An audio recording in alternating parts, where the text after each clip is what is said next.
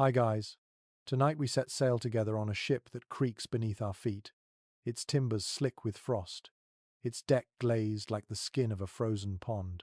You breathe in air so sharp it burns your throat, and yet it is the same air Viking sailors once tasted, their chests rising and falling with the same shivers.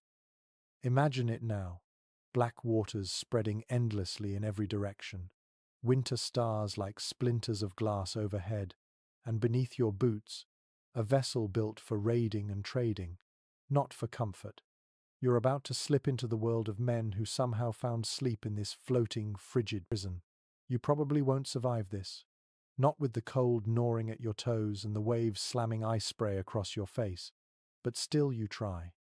So, before you get comfortable, take a moment to like the video and subscribe, but only if you genuinely enjoy what I do here. And tell me in the comments where you are in the world and what time it is as you're listening. Now, dim the lights and let the ship carry you forward. You trudge across the deck, ducking your head as the mast looms overhead, its rigging thrumming like harp strings in the wind. There's no cabin waiting for you, no private berth with a mattress, no crackling stove to warm your bones. Instead, the hull curves low and close, and you see sailors curled like cats against the planks. Their cloaks, woven from coarse wool, serve as both bedding and shield against the icy draughts that sneak through every gap in the boards. The smell of tar, fish oil, and wet rope is thick, and you wrinkle your nose, though you know these men hardly noticed after weeks at sea. Historians agree that Viking ships were marvels of engineering, built sleek and fast, with overlapping planks corked tight enough to ride both ocean swells and shallow rivers. But nowhere in the design plans was the thought of comfort. Sleep was a luxury to be stolen, not granted. You crouch low, studying the narrow spaces between oars, where men wedged themselves like sardines, trying to pretend the sea beneath wasn't soaking through the wood. A quirky tidbit lingers in your mind. Some accounts suggest sailors even used their own shields as makeshift roofing, propping them along the gunwales to block out wind and spray. It sounds clever until you imagine rolling over in the dark, banging your skull on iron rims, and waking with a bruised brow to match your frozen toes. You crouch beside one man, his face half buried in his sleeve, his beard crusted with frost. Each breath fogs upward in a pale cloud, disappearing into the night like tiny ghosts. You wonder, did he truly rest? Or was this only the body's collapse into exhaustion? Historians still argue whether such voyages allowed for any real, restorative sleep, or if sailors lived in a state of constant half-slumber, one eye always twitching open at the groan of a beam or the shout of a lookout. Your fingers trail along the deck, rough with salt crystals frozen sharp as splinters. It feels alive beneath you, rising and falling like the chest of some slumbering beast. The rhythm should soothe you, but your body won't forget the bite of the wind. You tug your cloak tighter, though it's as thin as paper against the creeping cold. You realize then what resilience meant for these men, not the glory of battle songs, but the quiet endurance of trying to sleep when the world itself seemed determined to wake you. Nearby, a pair of sailors shift closer together, their shoulders pressed so tightly they look like one bundled form. Shared warmth was survival. One body's heat might mean the difference between waking and never waking again. You hear a faint snore, rough and nasal, and then another cough, a reminder that life at sea was crowded, intimate, and far from the heroic sagas sung ashore. The ship creaks. A wave slaps. You close your eyes, letting the sound of water tapping the hull lull you into a trance. For a moment, you feel yourself slip, just as those sailors once did, into the fragile edge of sleep, where dreams were shorter than the winter nights, and every heartbeat was borrowed time. You blink awake, though it is not you but the sailors you shadow. Their world is not made for privacy, not for ease. The low wooden hull groans under its own weight, and you realize how little space exists between the deck where men worked and the shallow belly of the vessel where they sometimes sought relief. Step carefully, you duck your head, stooping beneath the beams, and find yourself crouched in a place just wide enough for bodies to curl side by side. The construction is ingenious yet merciless. Vikings built ships with clinker-planked hulls, overlapping boards riveted together, a design that gave strength and flexibility against swelling seas. You run your hand across a seam, feeling the pitch sealing it, and the texture rough beneath your fingertips. But as clever as this structure was, it left no thought for creature comfort. Sleep here meant twisting yourself into knots, pressing against cold oak ribs that felt more like a coffin than a bed. The air grows damp and heavy, for water always finds a way inside. Your nose picks up the scent of mildew, fish oil, and human sweat trapped in this low space. A mainstream fact tells you Vikings rarely built permanent sleeping quarters. Even their larger longships held no dedicated bunks. Instead, men sprawled wherever the curve of the hull permitted, sometimes stretching on top of their sea chests, using them as both storage and stiff mattresses. And yet, there's an odd detail whispered in a saga. Some claim certain crews stretched canvas tarps between the ribs of the hull, fashioning hammocks of sorts. If true, this would have been a rare luxury, a sway within a sway, the body rocking with ship and canvas at once. But historians still dispute whether such contraptions truly existed on Viking ships or were later embellishments borrowed from Mediterranean accounts. You smile at the thought, half innovation, half tall tale, because sleep always seems to invite exaggeration. Here, though, nothing feels exaggerated. You crouch lower, your breath fogging as you watch a sailor worm into a corner, pressing his shoulder against the hull, knees pulled tight. He adjusts his cloak, tries to ignore the drip of condensation falling rhythmically from the beams overhead. He mutters something under his breath, perhaps a curse at the sea, perhaps a prayer. His neighbour stirs, rolling toward him, and now two men's cloaks overlap, forming a crude barrier against drafts. Quirky as it sounds, some sailors carve notches into the wood, little grooves for their hips or shoulders to settle, like squirrels hollowing a nest. You run your finger along one such groove, wondering how many nights it took to wear the pattern, and how many different backs fit the same hollow. The ship shudders. Above, a rope creaks as though strummed by invisible fingers. The men do not stir. Their exhaustion is heavier than the waves. You sense it yourself, the way the body shuts down when there is no other choice. And yet, even here, alertness lingers. One man's hand rests near the handle of his axe, his fingers curling around it even in half sleep. Another shifts as though listening to the groan of timbers, ready to rouse at a cry from the deck. You press your palm to the hull. The cold seeps in, straight through your skin, and you understand that no place inside this vessel is safe from the sea's touch. Still, the men make do. Still, they carve out nests in corners, lie atop boxes, wrap themselves like mummies in cloaks. Still, they close their eyes for minutes or hours, finding rest in defiance of the wind's whistle and the water's gnaw. You shuffle forward, and the space narrows again. It feels less like a ship now, more like a cave carved by human stubbornness. Yet in this cave, voices sometimes rose soft and low. A hum, a murmur, perhaps a fragment of a saga spoken before sleep. And there, in the half-dark, with frost creeping down the beams and rats skittering along the planks, the Vikings slept poorly, restlessly, but enough to keep going another day. You slide along the damp deck, your shoulders brushing rough timbers as you crouch closer to a man swaddled in wool. The fabric scratches his cheek, thick but coarse, the sort of blanket that never quite feels gentle. Still, it is all he has, and in this bitter air, every fibre matters. You notice how the cloak doubles as bedding, as shield, as winter coat. In this place there is no separation between day and night. Clothes what you wear is what you sleep in. Archaeological finds from graves across Scandinavia tell us wool cloaks were staples of Viking attire, woven tight and often waterproofed with lanolin from the sheep themselves. It explains why even soaked cloaks could keep a layer of warmth trapped close to the body. You tug at the edge of one such covering, its smell earthy and faintly oily, as though the sheep's presence still lingers. That sheep, in a strange way, is still protecting its shepherd at sea. One curious detail stands out from certain sagas. Sailors sometimes lined their cloaks with bits of fur stitched inside, not for beauty but to soften the bite of the wool.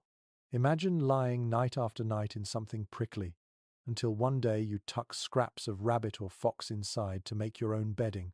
It feels almost domestic, almost tender, though the setting is anything but. And yet, debates persist about whether such cloaks were enough during the harshest nights. Some historians argue the combination of icy winds and sea spray would have made wool inadequate alone, while others point to Viking resilience, noting the cloak's clever weave repelled more dampness than we give it credit for. You watch a sailor curl tighter beneath his, the cloth pulled over his head like a cocoon, and you wonder if warmth was real or only imagined. The night stretches on. Your ears catch the steady groan of the mast overhead, its ropes singing a high note in the wind. Beneath that, the rustle of cloaks as men shift, seeking comfort that never fully comes. One man pulls his garment so close it hides even his beard, leaving only a faint puff of breath escaping at the edge.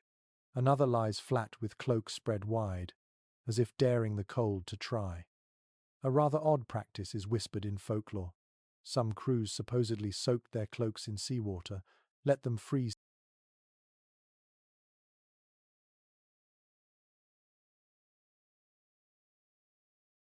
stiff on the deck, then crawled beneath them like a hard shell. It sounds absurd, why make yourself an icy tomb? Yet the logic was to block the wind completely, the frozen fabric forming a barrier. Whether myth or truth, you picture it and shiver, because in desperation, strange experiments become believable. The smell of lanolin and damp fur hangs in the air. Your fingers brush one cloak, and you're surprised how heavy it feels, waterlogged and dense, pressing against the body like a sandbag. The sailor beneath stirs, half conscious, shifting his shoulders to ease the weight. You wonder if the cloak gave him rest or simply another burden to bear. Remember this: wool was wealth. To own a thick cloak was not guaranteed. It represented flocks tended, looms worked, hands calloused by spinning. On board, it became the thin line between life and frostbite. The hum of the ship reminds you that luxury here is not gold or silver, but a blanket rough as bark. Still, the mind drifts. Even as sailors cocooned themselves, dreams rose unbidden. Perhaps they pictured fields where sheep still grazed, or the hearthside where their mothers once folded blankets around them. Perhaps, as the cloak muffled the creak of timbers, they forgot the sea for an instant and remembered the smell of home. But the sea always returns. A wave slaps the hull, spraying mist that seeps into fabric. You feel it, two cold needles stabbing through wool, shocking the skin awake. The sailor groans, pulls his blanket tighter, though both of you know it will never fully keep the sea out. And yet, for another hour, another moment, he tries to let the heaviness of wool trick his body into sleep. The truth is plain. Sleep aboard a Viking ship was never comfort, only survival. And tonight, as you tuck yourself beneath a scratchy cloak, you begin to understand the cost of every shiver, every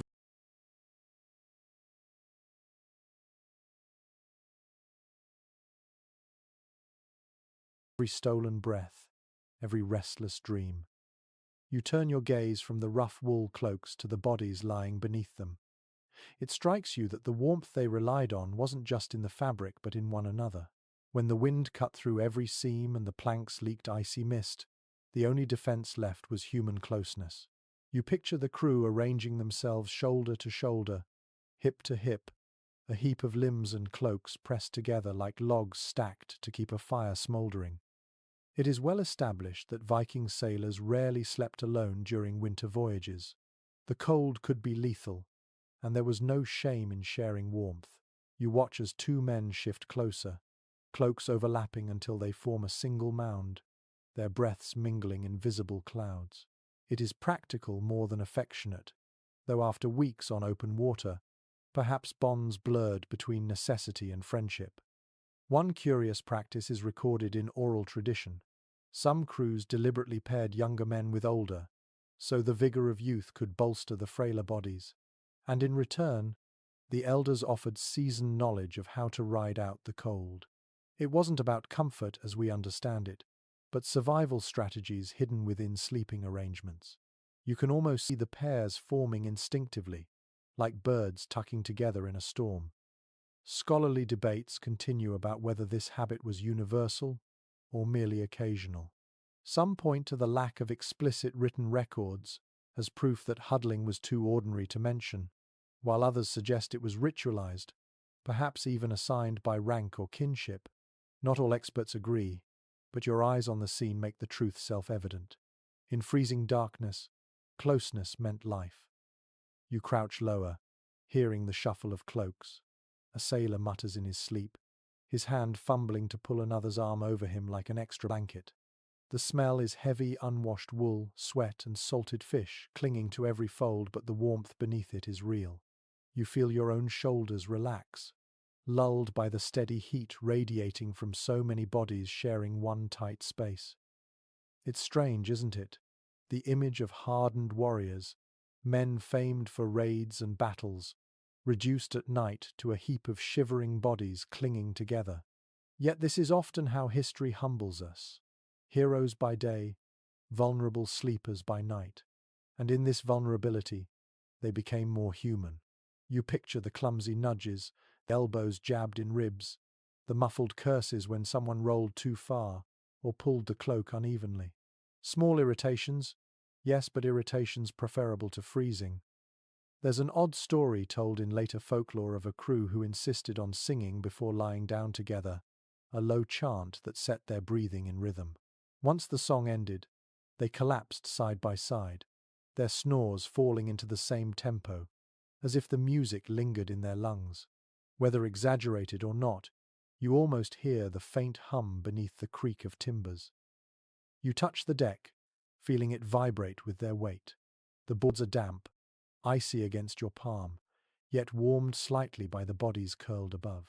That faint warmth reminds you that survival aboard these ships was not only about shields and axes, but about skin pressed to skin, heat passed from chest to chest.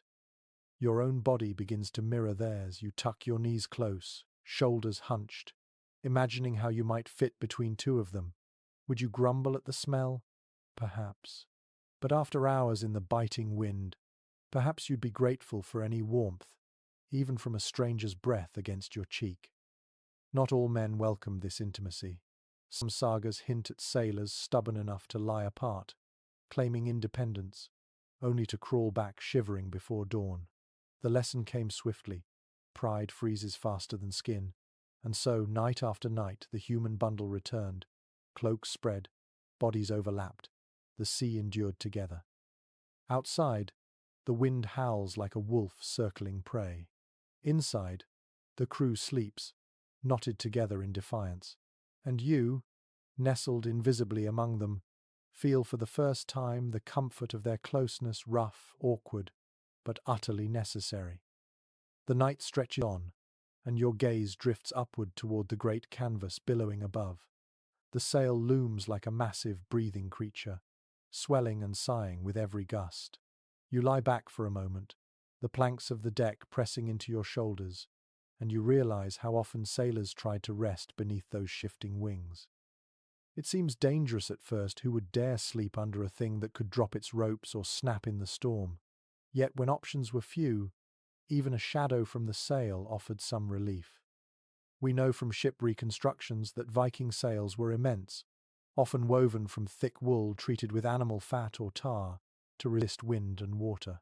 They were heavy, sometimes weighing more than a dozen men could carry when dry, and even more when soaked. For sailors, that mass overhead wasn't just propulsion, it was shelter. By sprawling beneath the angled canvas, they could shield themselves from sleet and spray, a fragile roof in an otherwise roofless world. One intriguing claim in folklore tells of sailors stretching spare canvas or hide between the mast and gunwales to form a kind of makeshift tent.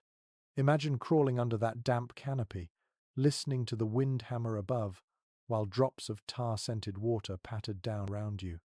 It wasn't cozy, but compared to lying exposed on open boards, it must have felt like crawling beneath heaven's own cloak.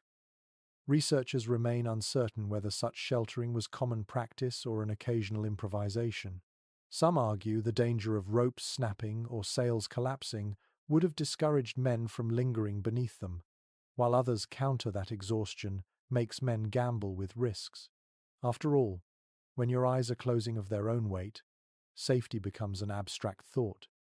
You roll to one side and watch a pair of sailors claim a patch of deck directly under the mainsail. They press their backs to the mast, letting it serve as a wall, while the canvas blocks some of the cold mist blowing in. Their cloaks lie open now, capturing any hint of still air. The mast creaks above them, wood groaning as though it too longs for rest. A curious observation comes to you.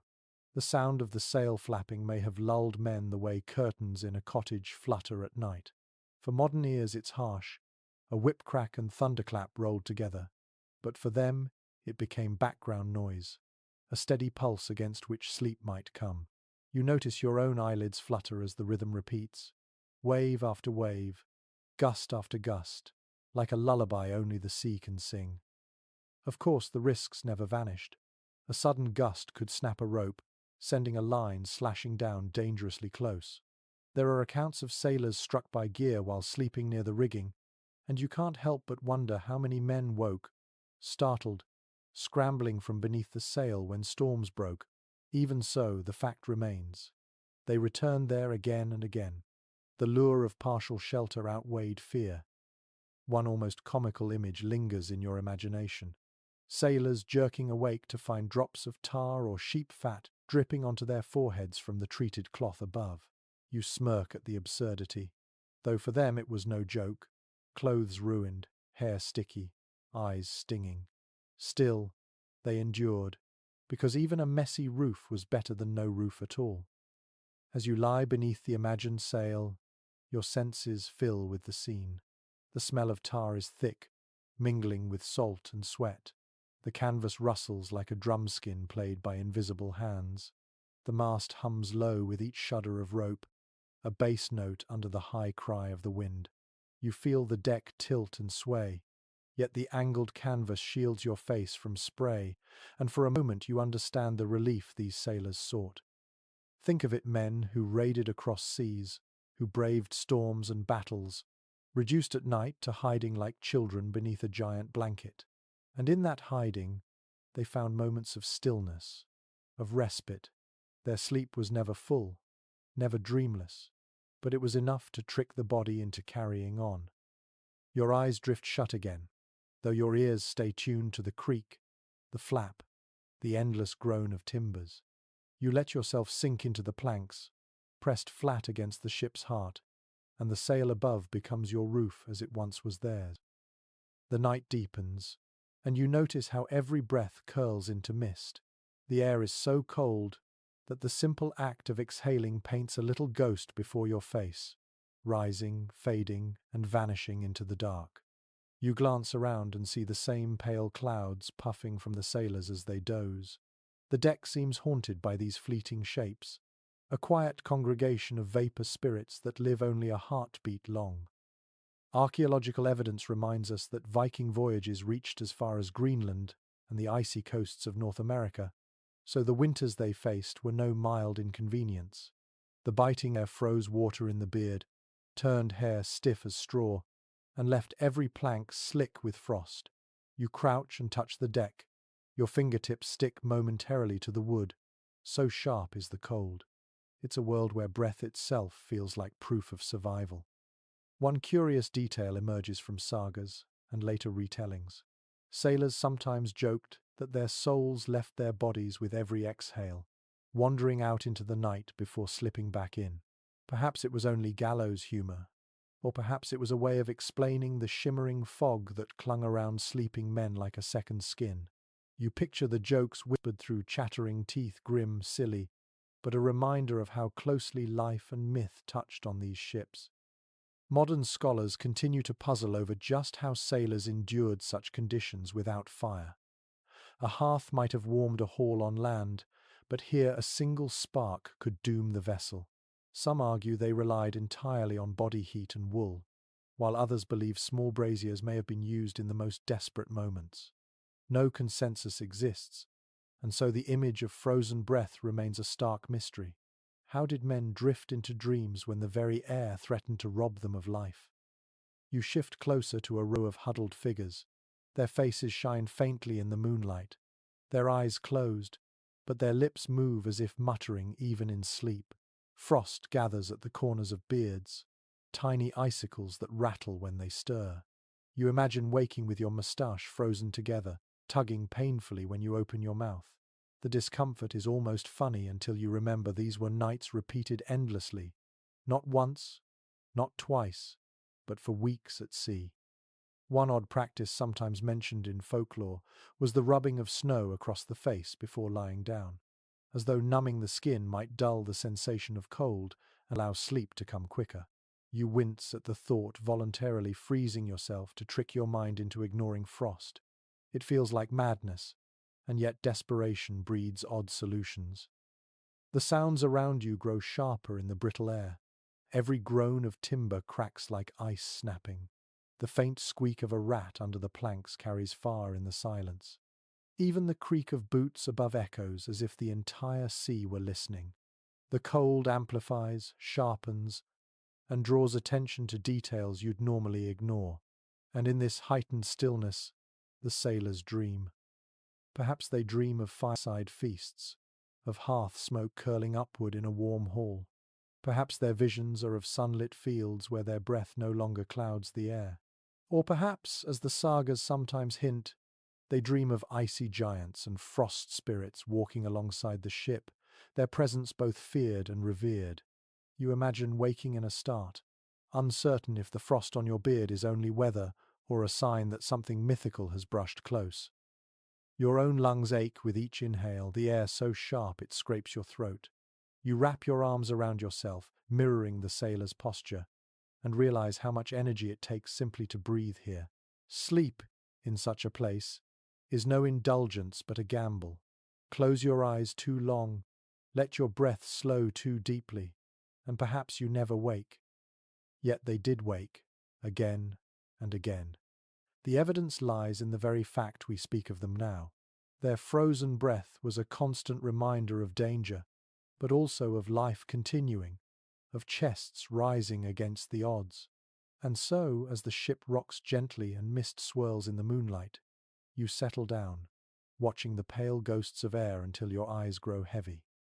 You stretch your fingers across the planks and notice the faint texture of something draped over a sailor's shoulders. It isn't wool this time, it is heavier, smoother, with a faint smell of barnyard and musk. Animal hides. You lean closer, catching the sheen of fur glinting under moonlight. The hide is stiff from salt spray, yet it lies thick enough to muffle the bite of the wind. It is well established from burial finds and saga references that Vikings carried animal skins on long journeys, not only as trade goods, but as practical layers of insulation. Cattle hides, reindeer skins, even bear pelts were hauled aboard, each pressed into use when the winter seas grew merciless. You imagine crawling beneath such a pelt, the coarse hair scratching your chin, the smell both comforting and offensive. A curious observation lingers in Norse folklore.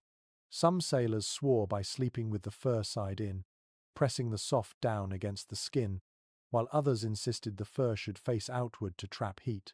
You picture arguments on the deck, one man turning his hide this way, another insisting otherwise, each convinced his method was the wiser. It seems trivial, almost comical, but when nights meant the difference between frostbite and survival, even the direction of a pelt mattered. Researchers remain divided over just how plentiful these hides were on ships. Some point to sagas describing warriors wrapped in furs as proof they were common, while others argue hides were bulky, and space aboard was precious. Not all scholars agree, but your senses fill in the gap. Here, on this creaking deck, the hides are present, their odours mingling with tar, sweat and salt to form a pungent cloud. You shift nearer, pressing your own cheek against the imagined pelt. It is cold at first, stiff with salt, but as your warmth seeps in, the fur softens, pliable, and a faint coziness steals through you. This small relief feels enormous in a world of icy breath and splintered wood. You understand why sailors treasured hides not only for trade but for nights like these, when their bodies begged for warmth. One odd tidbit preserved in a later Icelandic tale claims that sealskins were prized as the ultimate bedding at sea, though they smelled so strongly of fish that only the most desperate could endure them.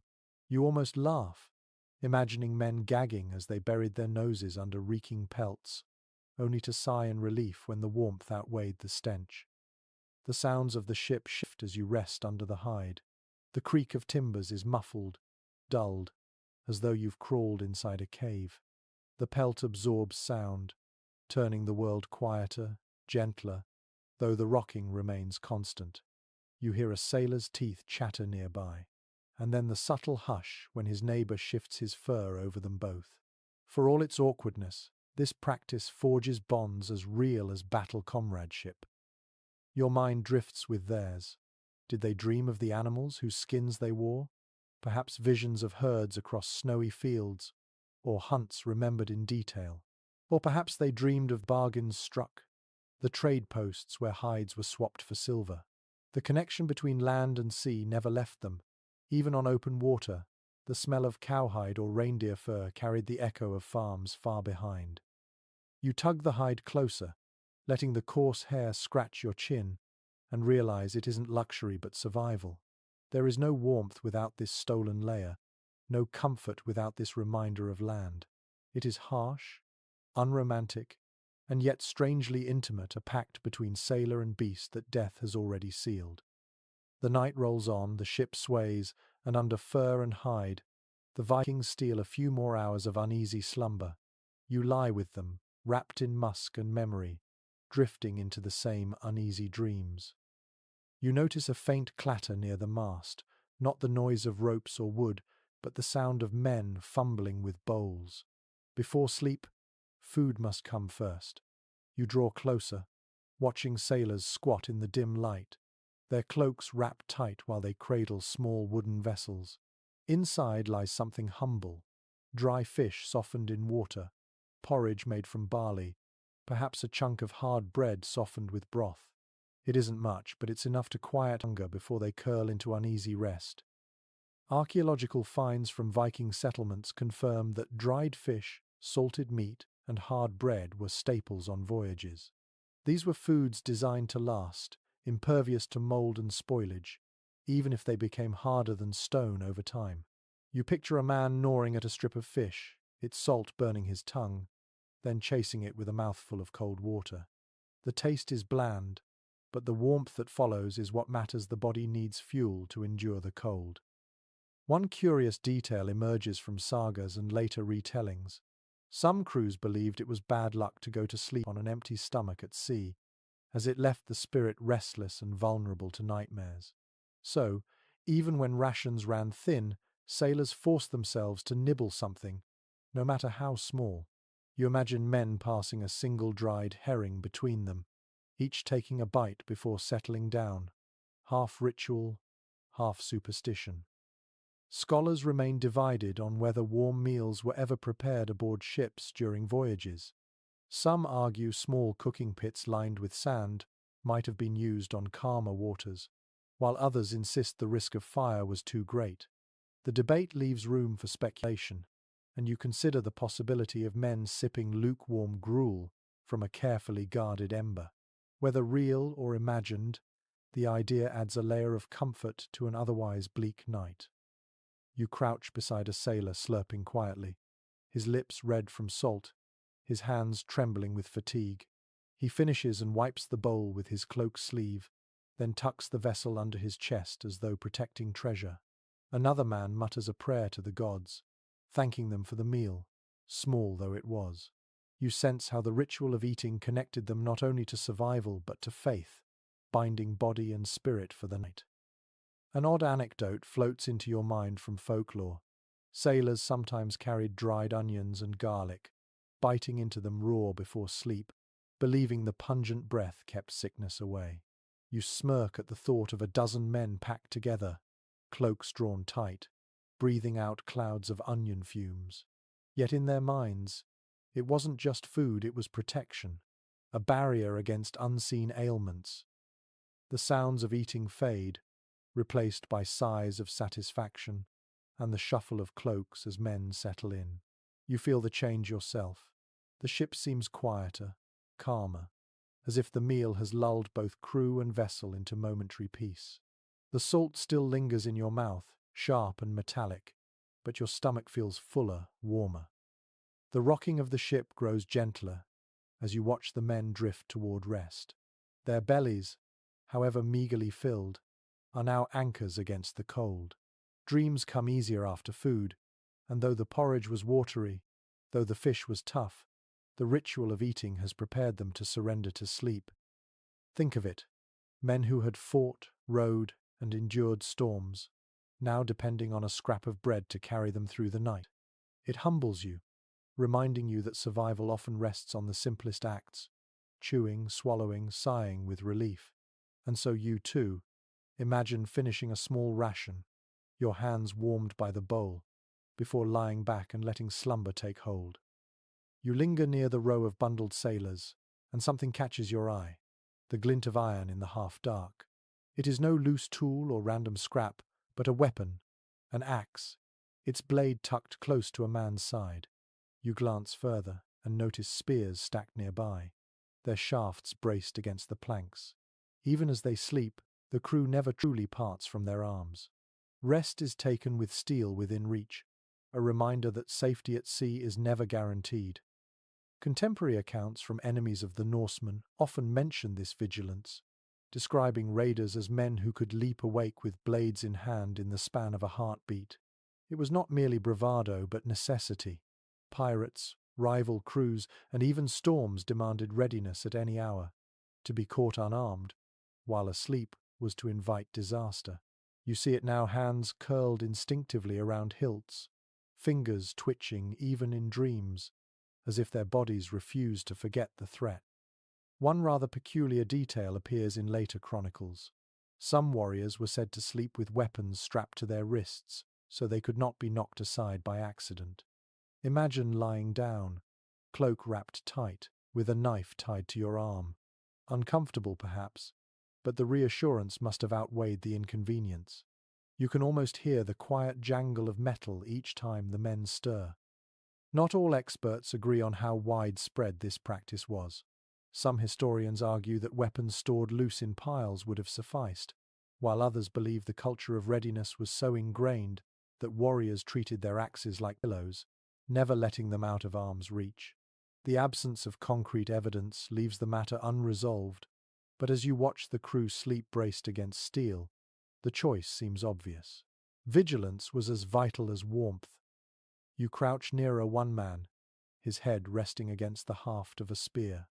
The wood is worn smooth, darkened from years of handling. His breath rasps, a tired snore, yet his arm remains hooked over the shaft, as though even in dreams he will not release it. Another man has tucked his axe beneath his chest, the iron blade pressing cold against his ribs. You shiver at thought of such discomfort, yet for him, it is security. An odd memory surfaces from saga literature, a tale of a warrior who awoke so violently during a raid that he swung his axe before fully conscious, striking the mast instead of an enemy. The crew supposedly laughed, calling him Dream Fighter, though the splintered wood told a more dangerous story. It illustrates how thin the line was between sleep and wakefulness, how the mind never truly rested when danger lurked. The ship creaks, and you imagine how every sound might stir these men. The slap of water against the hull, the squeal of rope, even the sigh of the wind, all could be mistaken for threats. Sleep in such conditions was light, fractured, easily broken by the echo of potential attack.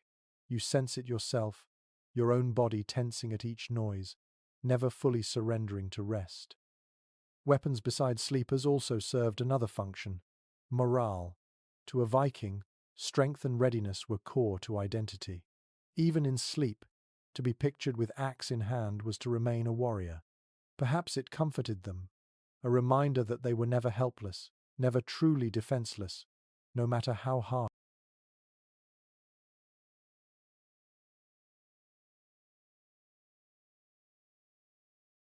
the sea.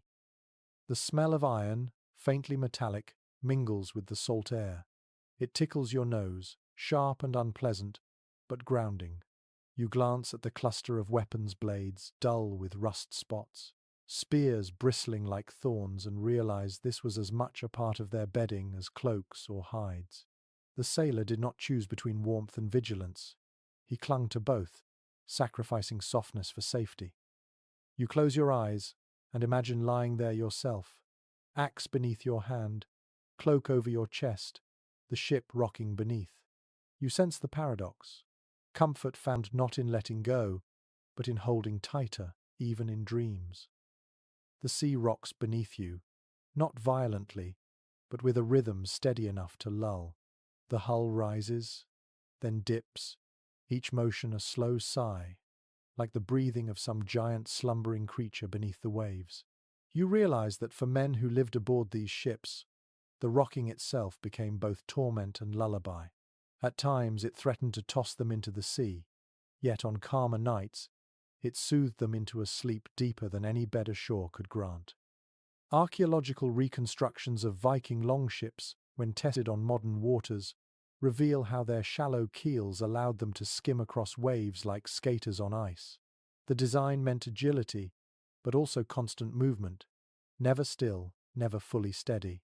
Sleeping on such a vessel meant surrendering to the sea's sway. You lie flat, feeling the boards press into your back, and soon the rhythm creeps into your bones. It is impossible not to sway with it. One curious story comes from a later Icelandic chronicle. A sailor claimed he could not sleep on land after years at sea because the ground felt dead beneath him. Only when he lay in a rocking hammock could he drift into dreams. Imagine the strangeness of a life so shaped by waves that solid earth itself felt alien. Experts still debate whether this rocking was more aid or hindrance to rest. Some suggest the unsteady deck prevented true deep sleep, while others argue the human body adapts, sinking with the motion until it becomes as natural as breathing. Watching the sailors now, their limbs loose, their snores rising in rhythm with the waves, you lean toward the second view. The sounds around you layer into the lullaby, the creak of oars against their bindings, the low hum of rigging vibrating in the wind, the slap of waves against the hull. Together they form a rhythm oddly comforting. It is no harp or lullaby sung at a hearth, but the sea's music works its spell nonetheless. One odd tidbit whispered in later folklore tells of sailors using the rocking to time their dreams, swearing they could slip into sleep only after the ship tilted thrice to starboard and twice to port. Superstition, perhaps, but you can imagine lying awake, counting the sways like a child counts sheep, until drowsiness finally claims you. You roll to your side, mimicking their posture, and notice how their bodies naturally curve with the vessel. A man sprawled beside a chest shifts unconsciously with each rise, never waking, his arms sliding gently across the boards as though he has danced this movement in his sleep 1,000 times. Another man snores loudly, the rhythm of his breath matching the sea's pulse, as though he were an instrument played by the waves themselves. It is striking to think that for these sailors, the ocean not only carried them, but also cradled them. The same force that threatened to capsize their world also rocked them into the only rest they could steal. And perhaps, in this paradox, lies the secret of their endurance, fear, and comfort entwined so tightly they became inseparable. Your own eyelids droop. The boards beneath feel harder than stone, yet the sway above them softens the discomfort. You let the motion rock you, forward, back, forward again, until you too feel the peculiar lullaby of the sea.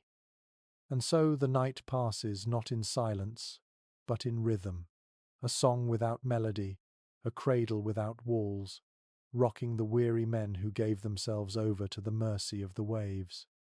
The deck is never entirely still. Even when half the crew sleeps under cloaks and hides, someone is always awake, scanning the horizon. You shift your gaze toward the bow and see a figure standing guard, shoulders hunched against the cold, eyes narrowed against the dark sea. The arrangement is simple. Men sleep in shifts, while others take the night watch, a pattern that repeats endlessly, keeping the vessel both safe and functional. It is well documented in both saga references and maritime traditions that Viking crews divided their duties into watches. The system ensured that not all men were asleep at once, for danger could arrive without warning. Pirates might strike, storms might rise suddenly, or the ship could drift off course. By rotating responsibility, the crew balanced exhaustion with vigilance, a rhythm that mirrored the rocking sea. One curious note appears in oral tradition.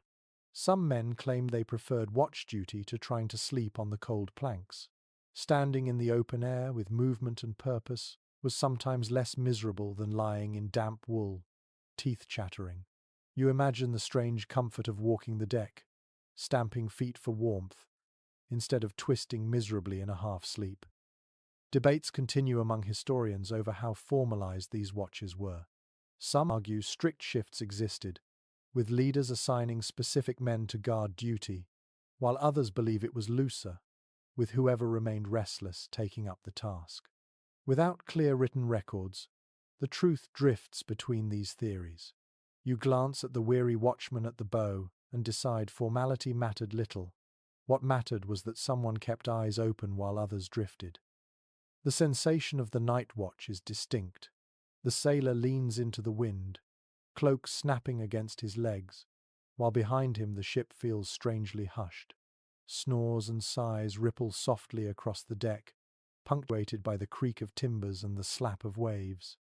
The guard's ears strain for anything unusual: the crack of distant oars, the call of seabirds warning of land, the whisper of wind shifting direction. His task is lonely, but it is also power. For a few hours he holds the safety of all in his gaze. An odd superstition found in later accounts suggests watchmen sometimes carried charms carved with runes for sharp sight, believing these talismans would help them spot danger even in fog or darkness. You imagine one fingering a small bone inscribed with symbols, drawing courage from its presence as the cold gnawed at his resolve. You crouch lower among the sleepers. Their trust is implicit. They have handed their lives to the man awake. You see a sailor curled tight around his cloak, mouth slack, snoring lightly. Another shifts and mutters in dreams, his axe clinking softly against the boards. None of them stir at the sound of the sea. They rely entirely on the one or two men upright at the prow. The rhythm of shifts means rest comes piecemeal. 4 hours here, perhaps less if storms interfere, then wakefulness and labour once more. It is not the long sleep of land, where a body can truly reset, but broken fragments stitched together over endless nights. You wonder how their minds coped, how dreams splintered into shards, how exhaustion blurred the line between waking and sleeping until the two seemed the same. You step closer to the watchman. His eyes glint in the starlight, his breath curling white. He stares not only outward but inward, perhaps counting the hours until relief, perhaps repeating stories in his head to stay alert. He shifts his weight, stamping his feet against the frost, muttering curses at the cold, yet his gaze never leaves the horizon. And then, at last, another rises stiff, groaning, rubbing eyes heavy with sleep. The shift changes. One man lies down gratefully, pulling his cloak tight, while the other takes his place at the bow. The cycle continues, relentless, necessary, eternal. For the sailors of these winter seas, sleep was never an individual matter but a communal arrangement, a constant balancing of exhaustion and duty. To rest was to trust, to wake was to guard.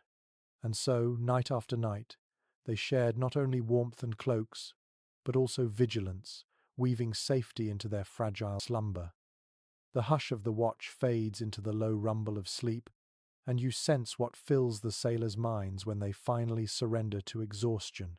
Dreams, not the polished visions of poets, but the raw, desperate imaginings of men trapped between frost and sea. As you lean close, you can almost step into their slumber, their eyelids flickering, their lips twitching with murmurs. The images are vivid, painted by hunger, longing, and the relentless rhythm of the waves. It is known from saga poetry that seafarers often spoke of longing for the hearth, the smell of wood smoke, the glow of embers, the sound of laughter in a longhouse. You watch one sailor, his hand curled as though grasping something unseen. Perhaps in his mind he holds a cup of warm ale, or reaches toward a fire blazing in a stone hearth. His breath softens, and the frost at his beard sparkles like embers catching light.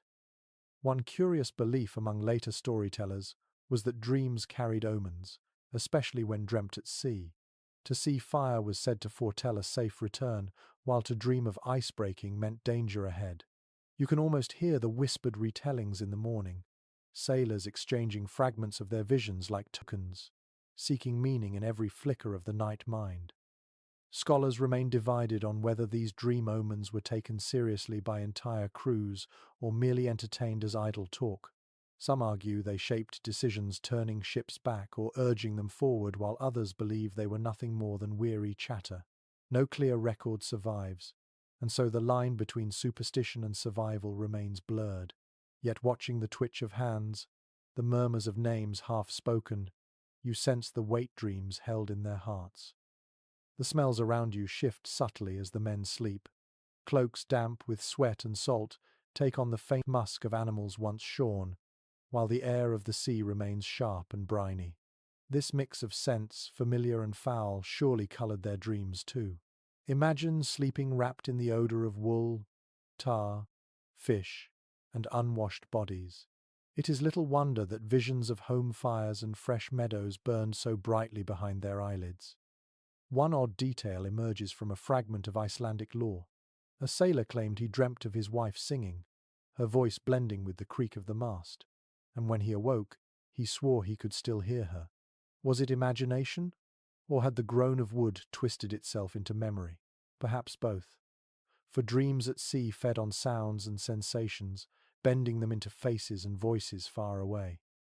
You lean closer to a young man, his breath shallow, his fingers twitching as if weaving. Perhaps he dreams of the loom in his mother's hall, or of sisters singing while they spun wool. Next to him, an older sailor snores with a low hum, as if chanting a tune even in sleep. His dream might be of feasts, of sagas sung by firelight, of children clamoring on his lap. Each breath carries him further from the cold reality pressing against his skin. The rhythm of the ship seeps into their minds well. You notice how their bodies shift with the swell, turning the rocking motion into the very pulse of their dreams.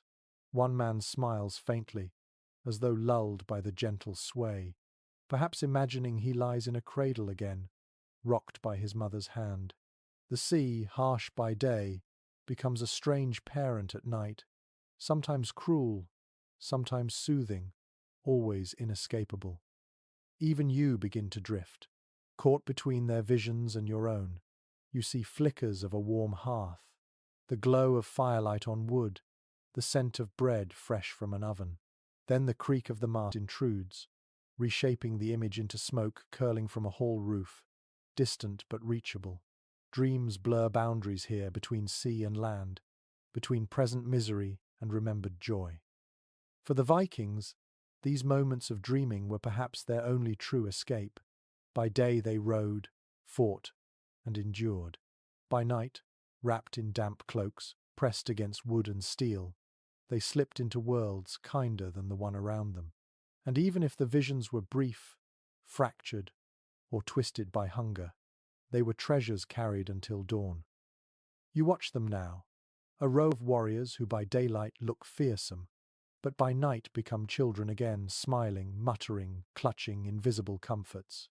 Their dreams of home fires glow brighter than the stars overhead, and you too feel that warmth flicker in your chest as you drift with them into the fragile sanctuary of sleep. You shift your gaze to the middle of the ship, where the shadows gather thickest. The sailors there curl against the hull, cloaks pulled tight, faces half hidden. You expect to see the glow of firelight softening the gloom, but there is none. The deck is dark, save for pale moon and faint starlight, and suddenly you remember on these ships, there could be no fire. Archaeological reconstructions and historical consensus tell us that flames aboard wooden vessels coated in tar and resin were a death sentence waiting to happen. A single ember could catch on the rigging, and the entire ship would blaze like a torch in the night. Viking sailors knew this, feared it, and accepted the cost. Nights colder than any land dweller could imagine. You hug your arms tighter, sensing the chill creep deeper without even the comfort of embers to push it back. One curious description appears in medieval commentary about northern seafarers. Outsiders marveled that they could endure without fire, as though they were half spirits themselves, beings adapted to cold and darkness. The exaggeration rings of awe, but also of truth. You imagine foreign traders peering at Viking crews, shaking their heads at men who slept with nothing but cloaks and hides where others would demand braziers or torches. Debates still echo among modern experts on whether portable braziers were ever attempted aboard. Some experimental archaeologists suggest clay-lined boxes could have provided brief warmth on calm nights, while others dismiss the idea as reckless. No proof has survived, and so the matter rests in speculation. Yet here, watching frost creep across timbers, you see no glow, no spark, only the grim patience of men who accepted fireless nights. You move closer to a cluster of sleepers. Their breaths puff in pale clouds. Their teeth chatter faintly even in dreams. One sailor clutches his cloak tighter, muttering in his sleep, while another has burrowed so deep into his hood that only the tip of his nose peeks out, raw and red. You hear the creak of the mast above, a sound that becomes more ominous without the soft crackle of a hearth to counter it. Silence dominates, heavy, pressing. And yet, in this silence, strange comforts arise. An odd tale from Icelandic folklore describes sailors who claimed the sea itself gave warmth. They said the constant motion of the waves beneath lulled them into believing they lay beside a great, slumbering beast, whose body heat seeped upward through the boards. It was surely imagination, but you understand it when shivering. The mind grasps at any story to explain why sleep still arrives. You press your palm against the deck. The wood is damp, cold, unyielding. It feels nothing like warmth. And yet as you lie longer, the numbness dulls the pain, and soon your body begins to believe in its own lies. Perhaps the sailors were right after all. Comfort is sometimes nothing more than stubborn imagination.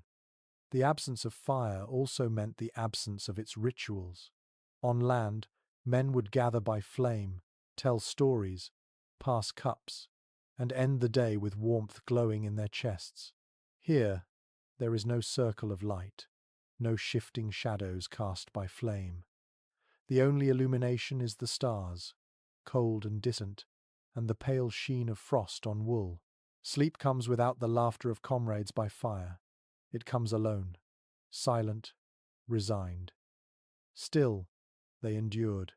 They huddled closer, drew their cloaks tighter, and pressed against one another until the body heat mimicked the hearth.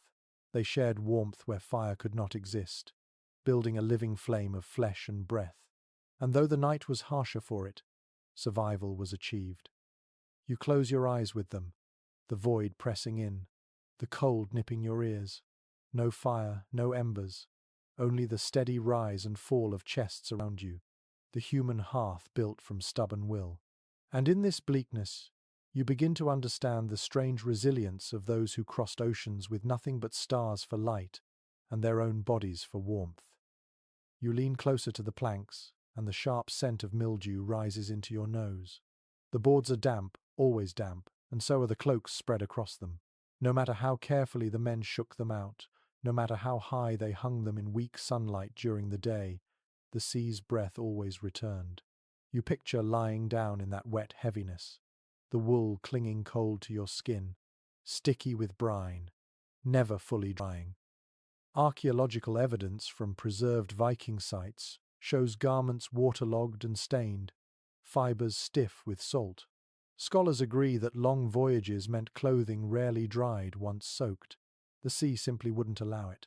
Cloaks doubled as blankets, and when they absorbed spray, sweat, or rain, They became clammy burdens. You trail your hand across one such cloak, it squishes faintly, as though it has a life of its own. One strange practice hinted at in folklore is that sailors sometimes deliberately soaked their cloaks and then wrung them dry before bedding down, believing the freshly wrung wool insulated better than fabric left half damp. Imagine twisting the cloth until your hands ached, then wrapping yourself in the same dripping material. Odd, but perhaps desperation made sense of it. Researchers disagree on how severe this dampness was in practice. Some argue constant exposure to wind-dried garments faster than we imagine, while others insist that moisture in North Atlantic winters lingered perpetually, sinking into every seam. The truth is likely between, yet standing here among these shivering men, you know the sensation firsthand, a permanent clamminess, cold as an unwelcome hand brushing your spine. You hear the sailors shifting restlessly. One coughs, his throat raw from the damp air. Another scratches at his chest where wool rubs against skin, irritated by salt. The odor is unmistakable must, rot, brine, and sweat tangled together. Even sleep cannot escape it. Their dreams are surely haunted by that smell. An odd tale recorded in later storytelling describes sailors joking that their cloaks grew scales like fish after weeks at sea, the salt crystallizing until the fabric seemed alive. The jest carries truth. You glance down and see crystals sparkling faintly in the moonlight, sharp as glass, glittering where spray dried unevenly. The cloak is not soft bedding but rough armor, both shield and torment. The misery does not stop them from using these garments night after night. What choice do they have? One sailor pulls his damp cloak tighter, ignoring the smell. Another rolls over onto his side, pressing his face into fabric that reeks of the sea, as though by pressing closer he can make peace with it. Their bodies adjust, their tolerance grows. What once felt unbearable becomes routine. The sound of waves slapping the hull is amplified in the damp air, as if the sea itself creeps into every fold of cloth. The deck beneath feels slick, almost slimy, your palm leaving a wet mark where you rest it. And yet, the men sleep. Not deeply, not comfortably, but enough to restore a shred of strength. You imagine their relief when reaching shore, stripping off those cloaks, spreading them before a real fire until smoke rose from the steaming wool. Perhaps the stench never left entirely, but the memory of warmth must have made the misery worthwhile. For now, though, they have no such luxury. They lie cocooned in dampness, letting exhaustion drown discomfort. You pull the imagined cloak over your shoulders, feel its wet weight sink down, and surrender to the same uneasy rest. The night stretches endlessly, and you realize how different time feels on the open sea. On land, winter nights eventually give way to dawn, and people wake refreshed after long, warm slumbers. Out here, though, sleep comes in snatches, broken by watches, waves, and cold. For the sailors trapped on these voyages, weeks blurred together until each night felt the same, a cycle of exhaustion and survival. Archaeological evidence and historical estimates remind us that Viking expeditions could last months, sometimes half a year, depending on distance and weather.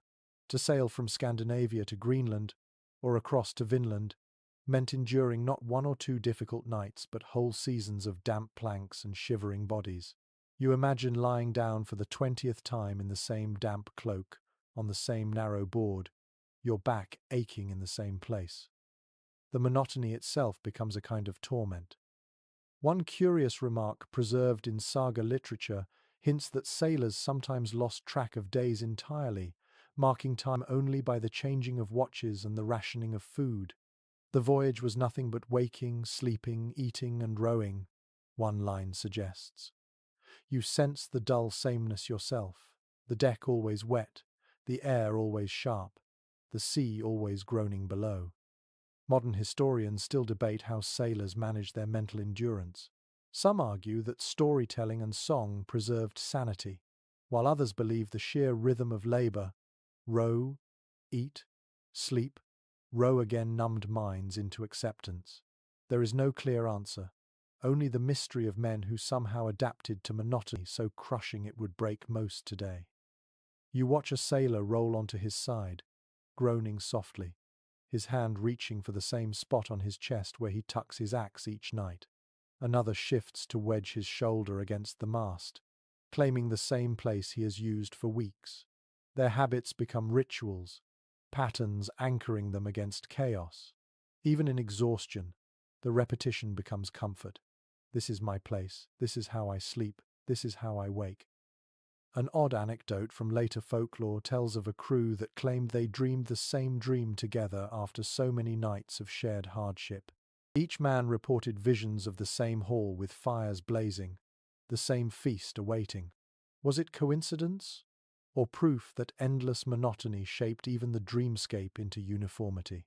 You smile at the thought warriors by day, but at night, perhaps dreamers in chorus. The sounds of this endless voyage press in on you. Snores rise and fall in sync with the ship's rocking. A man coughs, phlegm rattling, then settles back to uneasy silence. The deck creaks in a rhythm you now know by heart, as if the ship itself sings the same refrain over and over. You realize how quickly familiarity breeds a strange sort of peace. Even misery becomes predictable, and in that predictability lies endurance. Your own body begins to mirror theirs. You curl your knees, tuck your arms, adjust your cloak exactly as you have before. The repetition calms you, even as it bores you. Perhaps this is the secret of surviving endless winter voyages. You stop asking for comfort and settle instead for sameness. Weeks stretch forward. The ship will not change, the sea will not relent, and the planks will never grow softer. But each night, sailors surrender a few more hours to sleep, proving that human will adapt even to the bleakest conditions. And you, lying among them, begin to sense how they endured not just nights, but entire seasons afloat, half asleep, half awake, always pressing forward into the unknown. The monotony of the voyage weighs heavy, but just before sleep, the men sometimes create a ripple of change. You hear it begin as a low murmur, almost drowned by the creak of the ship. Then another voice joins, and another, until the deck hums softly. Songs before sleep, this is their comfort, their ritual. Not the roaring chants of battle, but hushed sagas, fragments of verse, and lullabies disguised as epic tales. It is well known from saga literature that Norse culture was steeped in oral tradition. Every hall rang with poetry, every family kept memories alive through spoken verse. On a ship, far from hearths and audiences, the practice continued.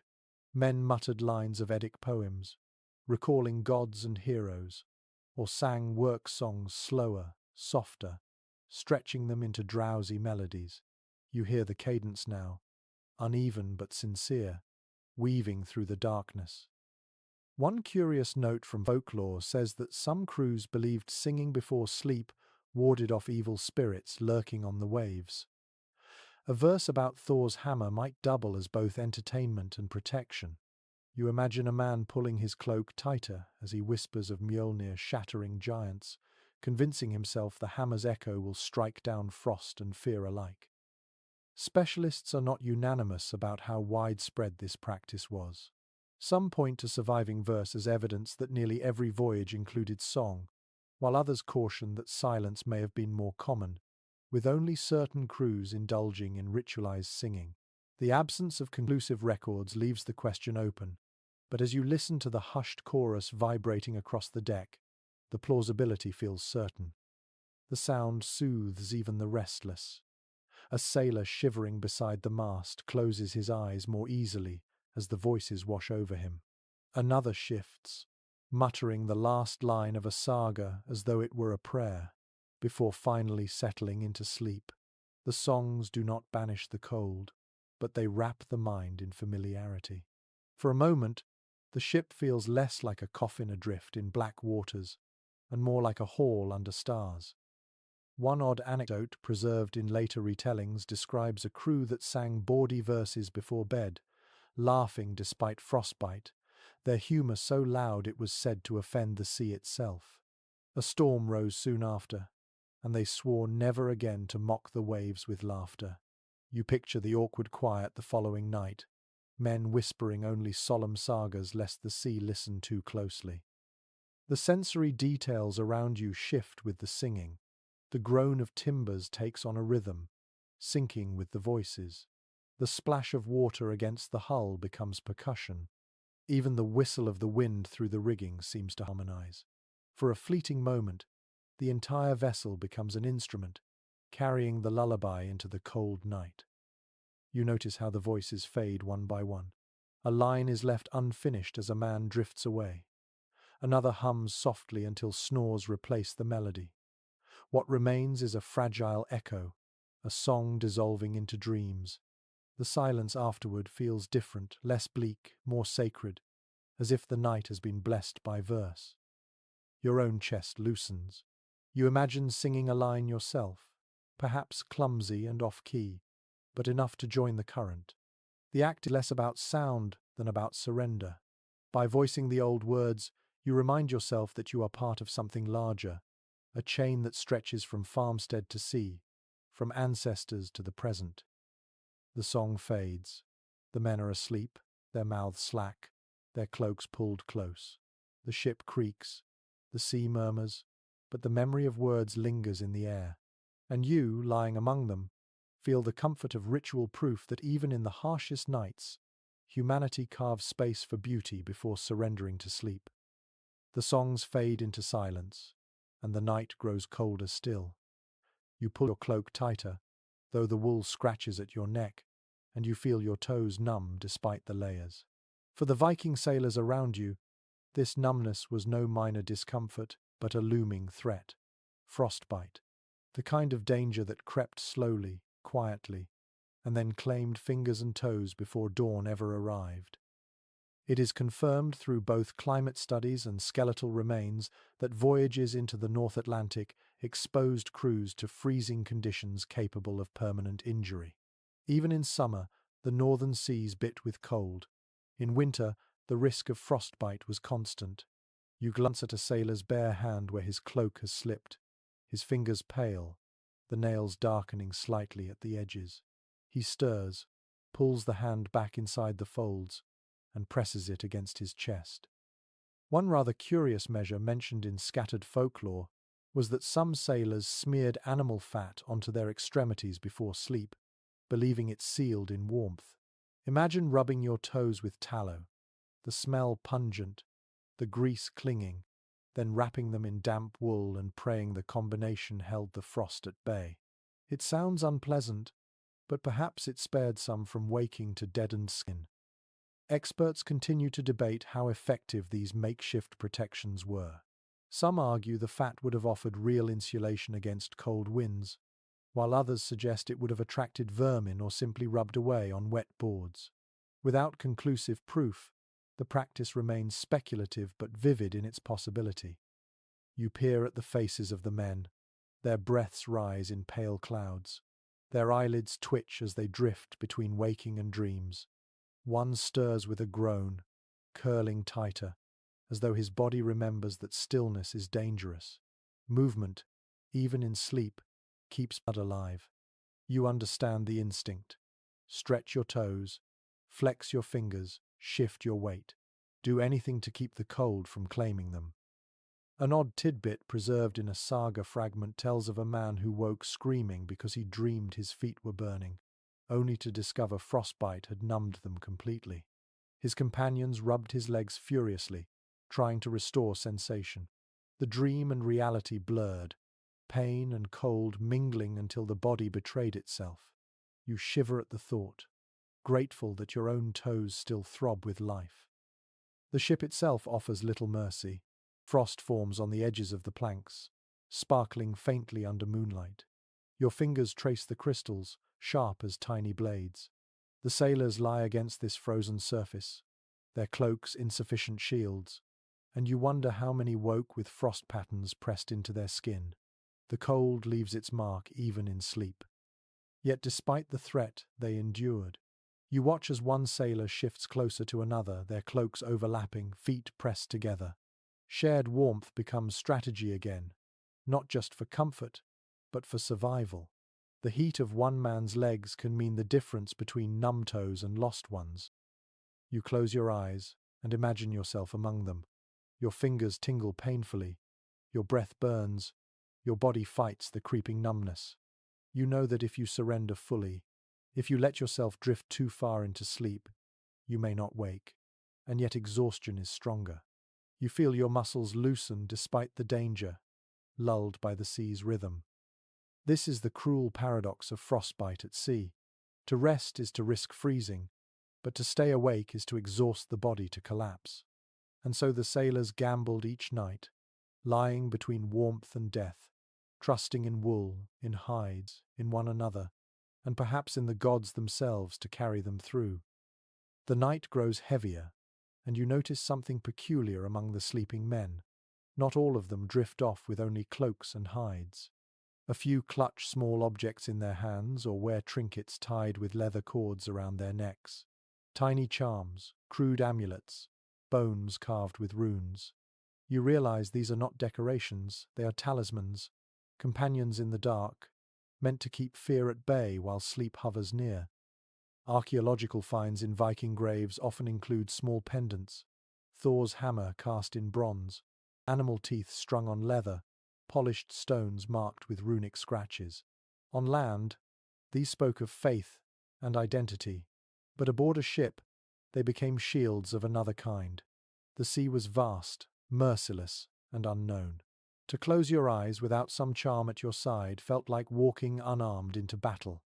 You lean closer and see a sailor's fingers curled tight around a smoothed bone, its surface etched faintly.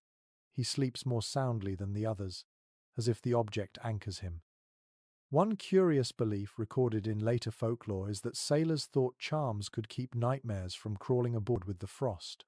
A Thor's hammer might shatter bad dreams. A fox bone might grant cunning to escape spirits lurking in the mist. You imagine the comfort of gripping such a token, the edge pressing into your palm, a reminder that even in sleep, the gods or perhaps luck itself stand guard. Not all scholars agree on how seriously these charms were taken. Some argue they were symbolic gestures, no more potent than a child's comfort blanket, while others believe they carried genuine religious weight, intertwined with ritual. The truth likely falls between, but as you watch men shift and sigh, their hands never straying from their amulets, you sense the belief was real enough. The air hums with the strangeness of these objects. One sailor mutters in his sleep, words half prayer, half song. Another scratches his chest where a pendant rests, as though ensuring it hasn't slipped away. You feel the presence of something beyond the ship, not divine perhaps, but born of human need to make meaning in a world of uncertainty. An odd tale retold in Iceland centuries later speaks of a sailor who carried a raven's claw around his neck. His companions mocked him, saying he smelled of carrion, but he insisted the claw kept him alive by warning of storms in his dreams. When he survived a shipwreck that drowned others, the story spread, and for years afterward, men tied bird bones to their belts before sleeping at sea. Whether true or not, the tale lingers like the claw itself, sharp and unsettling. The atmosphere of the deck shifts as you focus on these small tokens. It is not only the cold and rocking that shape the sailor's sleep, but the intangible weight of belief. Each charm whispers reassurance. You are not alone. You are guarded. Your nightmares cannot win. In such conviction, men let go of fear long enough to close their eyes. You imagine lying with them, clutching a pendant of your own, perhaps a smooth stone from the shore, still holding the memory of land. You roll it between your fingers as you drift, and the sea feels less hostile. Symbols are powerful, not because of what they are, but because of what men believe them to be. Around you, the men settle deeper. Their charms rest against skin, bones, and boards. The ship creaks, the sea sighs, but their breathing steadies. Faith, whether in gods, in trinkets, or in simple superstition, has built them a fragile fortress against the night. And in that fortress, uneasy dreams can finally come. The deck feels quieter now, though the creak of timbers never fades. You shift slightly and hear something else, a faint scurrying beneath the planks. At first, you think it might be the groan of the hull, but then the sound repeats. A quick patter, tiny claws scraping wood. Rats. You peer toward the shadows. And sure enough, the small shapes dart along the edges of the deck, vanishing through cracks, bold enough to share the ship with men. Archaeological digs of old harbours and ship burials have uncovered rodent remains, confirming what common sense already suggests. Where grain, fish, and hides were stored, vermin followed. Viking ships were no exception. You imagine barrels of dried fish stacked in the hold, sacks of grain lashed tight, the smell attracting creatures that needed no invitation. These sailors endured more than cold. They endured the constant company of stowaways with teeth. One rather odd detail, preserved in a Norse anecdote, tells of men claiming that rats were omens of fortune. If they scurried toward the prow, good weather lay ahead. If they retreated aft, storms would follow. Superstition gave meaning to the annoyance, turning pests into unwilling messengers. You picture sailors craning their necks, following the scurrying shapes as though they were prophets in fur. Scholars still debate how great a nuisance rats posed on long voyages. Some believe their numbers were limited, surviving only on scraps, while others argue infestations could be significant, gnawing at provisions and chewing through ropes. The lack of concrete evidence leaves the question open, but the sounds around you make the annoyance undeniable. The scratching is constant, a background chorus against the sea's rhythm. You watch as one sailor shifts in his sleep, slapping blindly at his cloak where a rat's whiskers brushed his hand. He groans, rolls over, and pulls the wool tighter, muttering curses even in slumber. Another man kicks out suddenly, startling a scurrying shape into squeaks before it disappears beneath the boards. Their rest is not only broken by cold and waves, but by tiny invaders sharing the same fragile space. An odd tale from later folklore imagines sailors training shipboard cats to hunt rats during voyages, though the practicality is questionable. You smile at the image, a fierce warrior stroking a half-starved cat at his side, both relying on each other for company during the night. Whether real or merely a dream of later storytellers, the idea softens the grim picture for a moment. The smell confirms the truth. Amid salt, tar, and wool, there is a faint sour odor, the unmistakable stench of rodent nests. You wrinkle your nose, but the sailors sleep on, too exhausted to care. Over time, the irritation becomes part of the landscape, another hardship folded into the rhythm of survival. The rats, for all their menace, also serve a strange function. They remind you that life clings stubbornly, even in the harshest places. As sailors shiver and mutter in dreams, these tiny creatures thrive, adapting to darkness and damp as deftly as the men themselves. Perhaps the sailors even envied them, for rats never seemed troubled by frostbite or damp cloaks. You shift back, lying again among the sleeping forms. The scratching continues, but now it seems part of the symphony, the waves, the creaks, the snores, and the soft scurry of rats all blending together. The sailors twitch and stir, but never rise fully. Even in nuisance, exhaustion triumphs. Sleep, however restless, wins in the end. The rats retreat, and the deck falls back into uneasy quiet. Overhead, the clouds thin, and a pale wash of silver spills across the water. Moonlight. You tilt your head and see how the sailors notice it too, even in their half-sleep. Their eyes open briefly, drawn to the horizon where the sea glimmers like polished steel. Some men linger in that moment, staring as though the moon is a lantern hung just for them. It is well established from saga poetry that moon and stars guided Viking voyages. Without them, the sailors were blind on winter seas. The moon in particular was more than light. It was orientation, reassurance, and sometimes even companion. You picture a weary man lifting his head from a damp cloak, squinting toward the horizon, and sighing softly as the glow reminds him the world is wider than darkness. One curious fragment in Icelandic folklore tells of sailors claiming the moon was a shield held aloft by Thor, its bright face protecting them from spirits of the deep. To sleep beneath such a sky was to rest under divine watch. You imagine their comfort, to see silver light glimmer on black water, and believe it meant safety, however temporary. Scholars remain divided on whether such myths shaped actual navigation or were simply poetic flourishes. Some argue sailors relied purely on practical astronomy, while others believe faith and science were inseparable, each reinforcing the other. The lack of distinction hardly matters as you watch. The moon glows, the sea glistens, and tired men draw hope from the sight. A sailor near you turns on his back, eyes open just enough to gaze upward. His breath fogs slowly, and his lips form a faint smile. The light smooths the lines of exhaustion on his face. Another stirs, pulling his cloak tighter, but leaves one hand exposed, fingers twitching as if reaching toward the pale sphere. They may not speak of it aloud, but the moon becomes part of their dreams, etched into the night like a second hearth. One rather odd tidbit preserved in oral tradition claims some crews timed their sleep by the phases of the moon, believing new moons brought restless nights while full moons offered peace. Perhaps it was superstition, or perhaps the extra light truly eased their minds. You notice tonight's glow making shadows softer, crevices less menacing, and wonder if you too would sleep easier beneath such silver. The atmosphere shifts with the moon's rise. The deck seems calmer, the sea gentler, though you know both remain as dangerous as before. The light fools the senses into peace, and the sailors gladly accept the lie. For men exhausted beyond reason, a glimmer of beauty is enough to cradle them.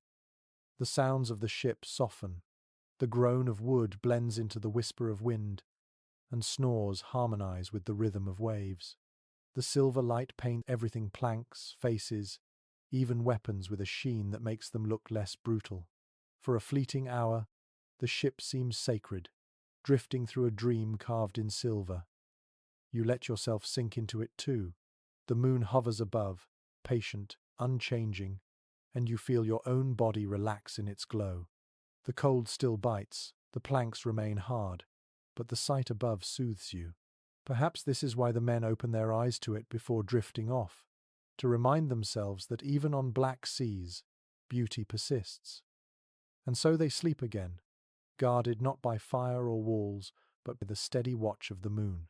Its silver face glimmers on the waves, and for this night at least, the harshness of the voyage softens into something almost gentle. The moon fades behind drifting clouds, and the deck sinks back into shadow. As silence thickens again, you cannot help wondering, how exactly did these sailors arrange themselves for rest?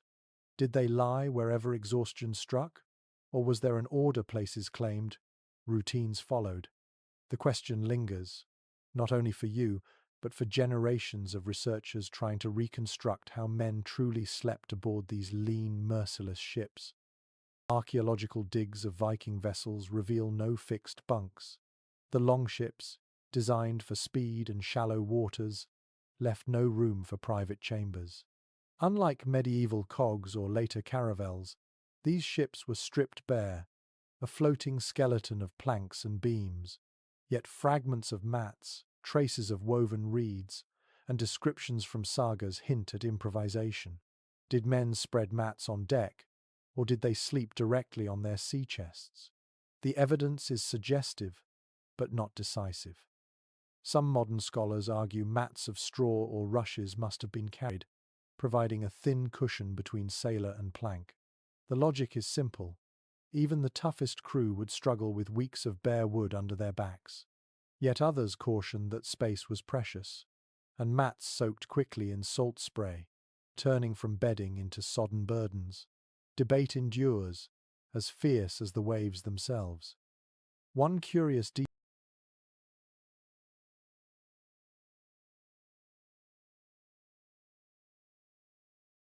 detail appears in later folklore.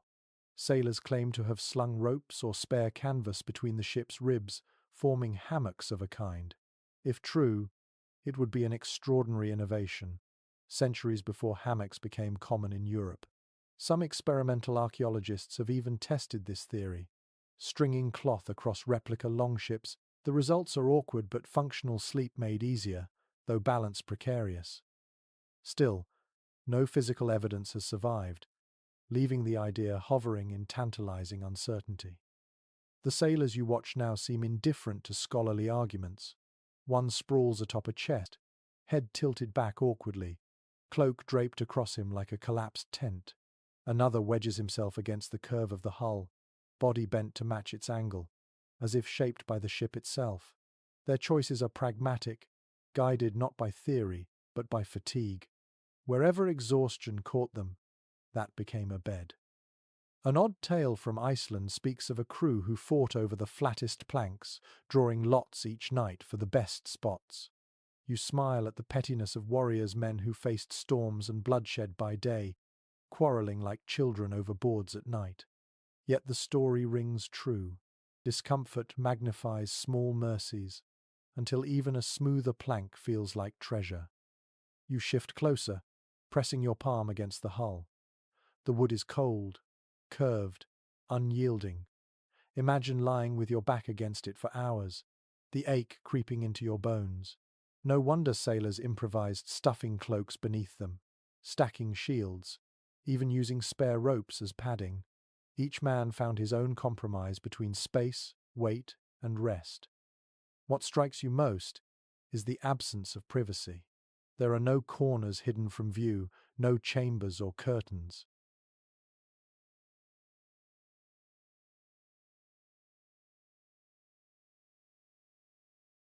Every man sleeps in sight of the others, his snores, twitches, and mutterings shared with the whole crew. Intimacy becomes unavoidable, the line between self and group dissolving. To live and sleep aboard these ships meant surrendering individuality to the rhythm of the collective. The sea rocks the vessel again, and you notice how the men shift with it, bodies sliding slightly across planks, shoulders bumping. Some stir but do not wake, accustomed to the sway. Their chosen beds are less about comfort than about stability wedged against mast or chest. They reduce the chance of being rolled like cargo with each wave. And so the question of where Vikings slept remains a puzzle. Were mats common, or only for wealthier crews? Did makeshift hammocks ever truly exist, or are they inventions of later imagination? Historians still argue, but the sailors themselves cared little. They collapsed wherever fatigue allowed, transforming every inch of deck into a reluctant bed. You lie among them now, feeling the plank's hardness beneath, the curve of the hull against your shoulder. It is no mattress, no chamber, but it is a place, and for the weary, a place is enough. The dark stretches on, but then a subtle shift comes over the ship. The wind softens, the sea hushes.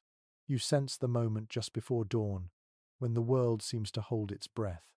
Even the sailors stir differently now. Their sleep lightens, their limbs twitch, their faces crease as though they already feel the change in air. It is the hush before dawn, a fragile calm, unlike any other time at sea. It is well established from Norse sagas and poetry that dawn carried symbolic weight. The breaking of light was tied to renewal, to God's returning, to the world's rebirth each day. On land, it meant hearth fires rekindled. On the sea, it meant hope for warmer air, or simply the relief of having survived another night. You watch the men roll onto their backs, their eyes still closed, but their breathing quickens, as though their bodies know the sun approaches. One curious story, retold in Icelandic tradition, claims sailors swore that dawn itself sang a faint hum heard across the water as the first light crept in. Perhaps it was imagination, perhaps the groan of ice shifting, but they believed it enough to whisper of it each morning. You listen closely, and in the stillness, you almost hear it too, a soft tone, barely audible, riding on the hush. Specialists disagree on how much real rest sailors gained before dawn. Some argue the pre-dawn hours were shallow sleep, with men half alert for the signal to rise. Others suggest exhaustion pushed them into deeper slumber right before morning broke. No firm conclusion exists, but the pattern you see before you seems clear. men teetering between sleep and waking, bodies reluctant to rise, yet minds already turning outward. The ship feels different in this hour. The noises soften, even the rats grow still, as if respecting the threshold between night and day. The creak of the mast lowers into a groan, and the splash of waves becomes gentle, rhythmic, less menacing. The air itself shifts, crisp yet faintly warmer, carrying a promise not yet fulfilled. A sailor near you opens his eyes briefly, stares upward at the dim stars, then closes them again. Another mutters under his breath, perhaps a prayer, perhaps only a reflex. Their faces are pale, lined with frost, but they seem calmer than in the restless depths of night. The hush offers a reprieve, a momentary illusion of peace. An odd anecdote from later folklore tells of crews who swore dawn was when spirits slipped away, no longer haunting the ship. If true, it gave the hour more meaning still, not just the arrival of light, but the departure of dread. You smile at the thought of sailors rolling over with relief, convinced ghosts had abandoned them to the Sunday. The first streaks of pale light creep across the horizon. They are faint, but enough to silver the edges of the sea. You notice how sailors shift more now, stretching stiff arms, flexing numb toes, grumbling under their breath. None rise fully yet, but the spell of night has broken. Dreams scatter like mist, replaced by the dull ache of morning chores. You draw your cloak closer, savouring the last traces of calm. The hush before dawn is fleeting, but in it lies a rare gentleness aboard this brutal vessel. The men may never admit it aloud, but perhaps they treasure this hour most. The stillness, the faint promise, the fragile pause before labour begins again. For now, you lie with them, half asleep, half awake, breathing the crisp air. The horizon brightens slowly, and with it, the reality of another day returns. Yet for a heartbeat longer, the hush lingers, a reminder that even on the coldest seas, silence and peace still exist. The pale horizon brightens, but when you stretch your hand across the deck, you feel the chill clinging stubbornly. Cloaks, hides, even skin are damp, heavy with dew and spray. You glance at a sailor tugging his garment tighter, only to realize it is not a cloak at all, but a soaked tunic he has pulled over his chest like a blanket. In desperation, even clothing meant for day becomes bedding at night. Archaeological finds of Viking garments show thick wool tunics, trousers, and cloaks, woven tight to withstand wear. Yet when storms drenched everything, sailors often had nothing dry left. It is widely acknowledged that they sometimes slept in sodden garments, spreading spares over themselves as makeshift coverings. You imagine the clammy weight pressing down, the wool sticky and salty, and wonder how the body found any comfort under such punishment. One curious tale preserved in Icelandic lore claims men joked their tunics became second skins of the sea, stiff with salt until they cracked like ice. They laughed grimly, but still wore them to bed, convinced that salt itself held some power against the cold. Whether humour or superstition, it shows how necessity turned misery into ritual. Researchers remain divided on whether sailors rotated clothing to manage dampness or simply endured in whatever state they found themselves. Some argue spare garments were carefully rationed, while others suggest spares were scarce, and most men had only what they wore. The lack of consensus mirrors the scene before you. Sailors huddled under sodden tunics, grumbling in sleep, unable to choose otherwise. You kneel beside a man curled tightly under his damp clothes. His face glistens with condensation. His hair clings to his forehead. Each breath rises faintly, but his shoulders tremble even in dreams. Beside him, another stirs irritably, scratching at his chest where the wool rubs against skin, raw from friction and salt. The discomfort is constant, yet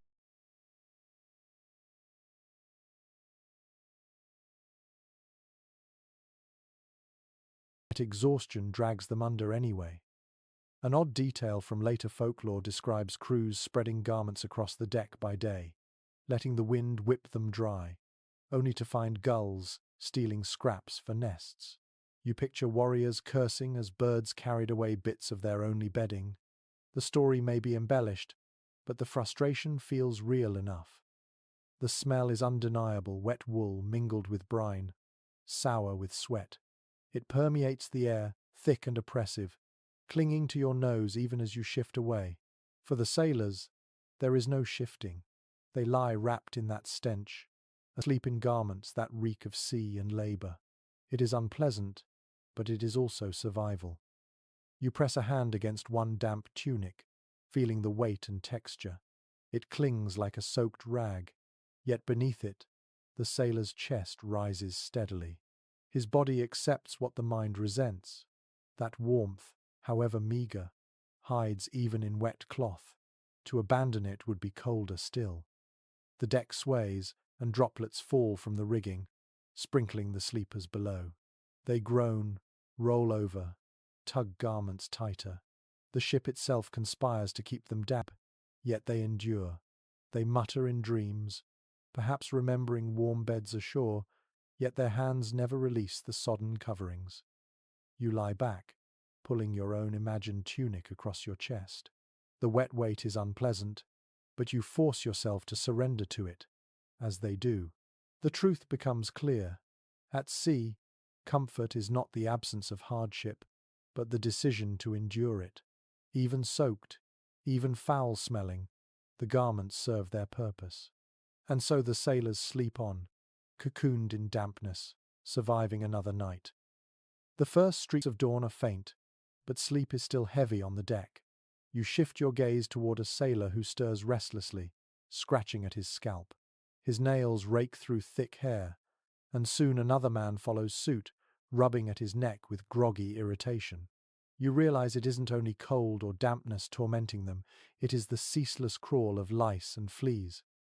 Night aboard is not merely about frost and fatigue, it is about itching, scratching, and the constant battle against tiny intruders. Archaeological evidence from Viking burials often reveals knit combs, carved delicately from bone or antler. These weren't vanity items, they were survival tools. Combing through hair and beard was one of the few defenses sailors had against the vermin that thrived in close quarters. You picture a man pulling such a comb from his pouch before sleep, dragging it through his hair by firelight on land, but at sea, forced to scratch in the dark, muttering curses at invisible pests. One curious detail in Norse folklore suggests that some sailors swore by smearing ashes or sand into their hair and clothes before bedding down, hoping the grit would discourage lice. Imagine lying under a cloak with grains of sand grinding into your skin, the cure hardly better than the curse. Still, men desperate for relief tried whatever strange remedies they could muster. Experts remain divided on how severe these infestations became during long voyages. Some argue they were constant companions, while others believe cold weather limited their spread. The evidence is inconclusive, though your own observations of sailors scratching in their sleep, shifting irritably, and tugging at collars leave little doubt of their presence. A sailor near you groans, rolling onto his side, knuckles raking across his arm where fleas have bitten. Another stirs, pulling his tunic tighter as though hiding from the pests. You can almost feel the irritation yourself, the way the itch grows sharper when you try to ignore it, forcing you awake even when exhaustion begs you to stay still. An odd anecdote from later Icelandic tales tells of sailors laughing at one man who slept so soundly he became a feast for vermin, waking covered in bites. They nicknamed him the Banquet, and though the story was told with humour, it reveals the misery hidden behind such laughter. Better to joke than to despair. The air carries a faint sour odour, a mixture of sweat and infestation. It clings to cloaks, to hides, to every seam of wool. You imagine waking with welts along your arms, scratching until skin breaks, only to crawl back under a cloak still alive with movement. And yet, there is no escape. Lice and fleas thrive where bodies press close, where garments stay damp, where warmth itself becomes a trap. The sailors endure by shrugging it off. You see them scratching lazily, even in dreams, as if their bodies have accepted the constant irritation.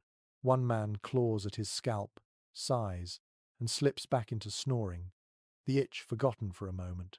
Another twitches his leg violently, then grows still again, as though the pests are simply another rhythm of life, no different than waves or creaks. You lie among them, and soon you feel phantom itches creeping along your own skin. You scratch, though there is nothing there, and suddenly understand how deep the misery burrows not only into flesh, but into the mind.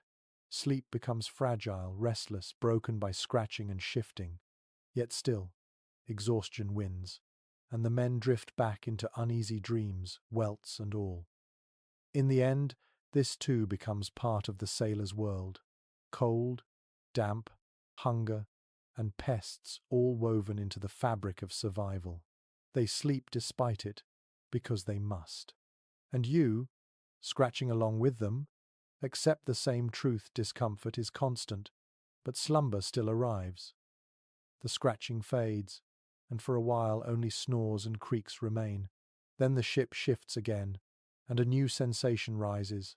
Not noise, not motion, but absence. The sea grows strangely calm.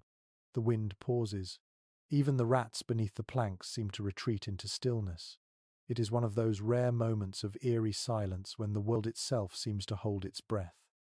From the sagas, we know that sailors often feared silence at sea more than storms. Noise meant life, waves slapping, wind roaring, ropes singing. Silence, by contrast, carried a weight that felt unnatural, as though the gods themselves had withdrawn. You feel it now, the emptiness pressing in, the sound of your own breath loud in your ears. One curious line in a fragmentary tale speaks of sailors whispering that silence meant the sea spirits were listening. If true, they hushed themselves even more, unwilling to disturb whatever unseen presence hovered nearby. You picture men frozen mid-sentence, their words drying on their lips, before pulling cloaks over their heads and pretending to sleep. Academics remain divided on whether these silences were common meteorological lulls or exaggerations woven into story. Some argue that in the northern seas, brief calms did occur, while others claim the saga's heightened drama by painting such pauses as ominous. The debate remains unresolved, but the sensation you feel aboard is real, an unease that slithers through the bones when the ocean quiets too much. The sailors stir uneasily in their slumber. One man mutters, shifting as though the silence itself has entered his dreams. Another clutches his axe tighter. Even in sleep, the lack of sound sharpening instinct more than noise ever could. Their breathing grows heavier, as though their bodies resist the calm. An odd anecdote survives in oral tradition of a sailor who supposedly awoke in such silence and swore he heard voices whispering beneath the hull. His companions dismissed it, but the tale spread nonetheless. The sea was never truly quiet, only full of sounds too faint for most ears. You imagine him sitting up, eyes wide, while everyone else rolled over, choosing to ignore what they feared they might hear too. The silence reshapes every sensation. You hear the crackle of frost breaking under your palm as you shift. You hear the faint rustle of wool as men move. You even hear the rhythm of your own heartbeat, loud in the still air. Each sound, amplified by quiet, feels intrusive, as if the ship itself listens. The moonlight sharpens edges in this stillness. Faces appear more gaunt, weapons gleam more sharply. Shadows stretch unnaturally long across the deck. It is beautiful, but unnerving. You can see why men huddled closer in these moments, clinging to warmth not only for survival but for reassurance. Gradually, exhaustion pushes unease aside.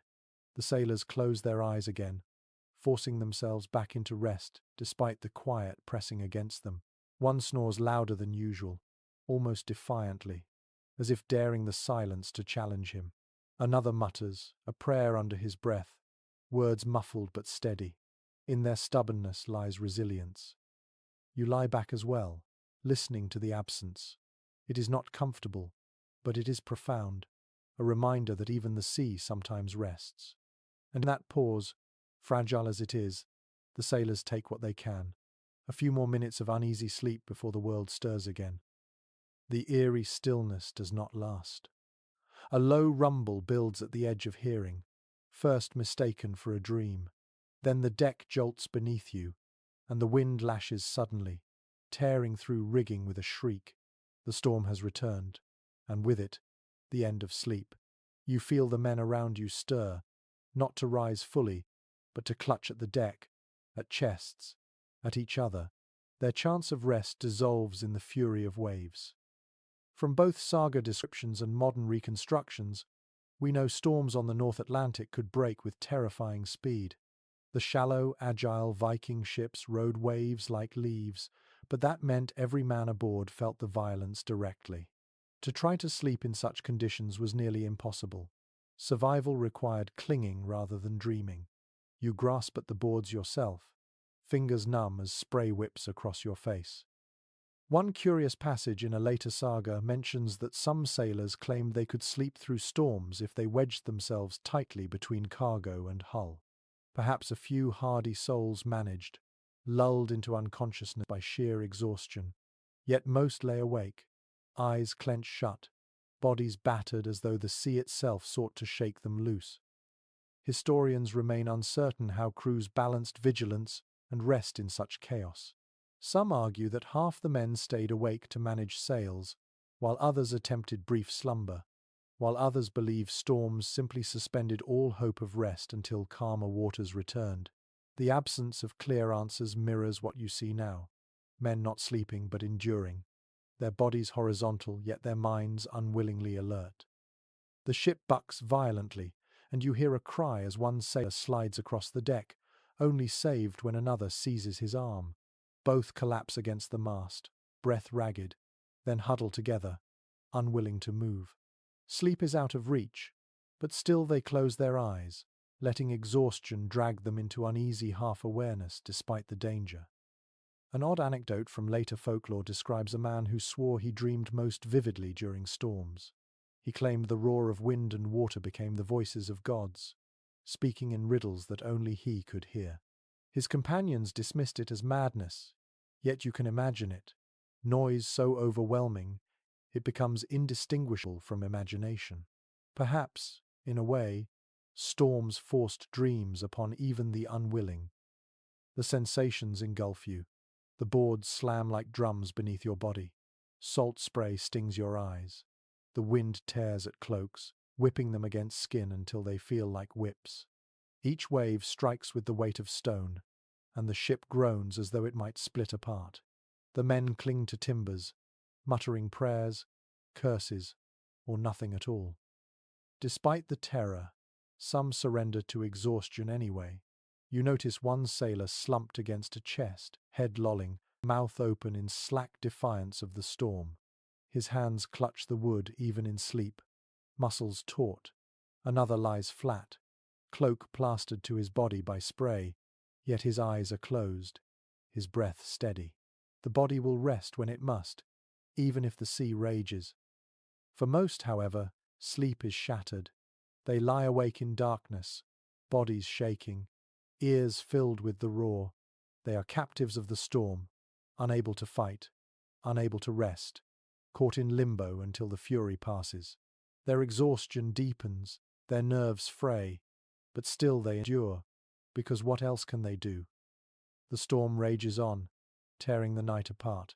But beneath it, the truth becomes clear. Viking sleep was fragile, stolen, never guaranteed. Sometimes the sea permitted it, lulling men with rhythm. Other times it denied it utterly, replacing dreams with terror. Tonight is the latter. And you, clinging beside them, share their insomnia, waiting for dawn to bring not comfort but simply survival. The storm drifts away by dawn, leaving the ship soaked and trembling, its crew even more so. Sleep has been stolen from them, but exhaustion refuses to release its grip. You see men sag where they sit, heads nodding forward, eyelids heavy. When they finally collapse again, dreams arrive quickly, strange, fleeting comforts amid misery. These rare good dreams become treasures, brief escapes from a world of cold wood and endless waves. Archaeological and literary evidence alike suggest that dreams held real meaning for Viking Age people. Sagas are filled with visions interpreted as omens, warnings, or promises. But not every dream was about destiny. Some were simply the desperate mind's gift of warmth and food when neither could be found. You watch a sailor smile faintly as he sleeps, his face softening in a way you've not seen while he's awake. Perhaps in his dream he feels a hearth's glow or eats fresh bread rather than salted fish. One curious account from a saga tells of a warrior who admitted he longed for battle in his dreams, not because of glory, but because in dream fights he felt warm, his blood racing. Imagine finding relief even in visions of violence, simply because it thawed your frozen limbs for a while. You wonder what other strange comforts appeared in the minds of men half-starved, half-frozen, desperate for release.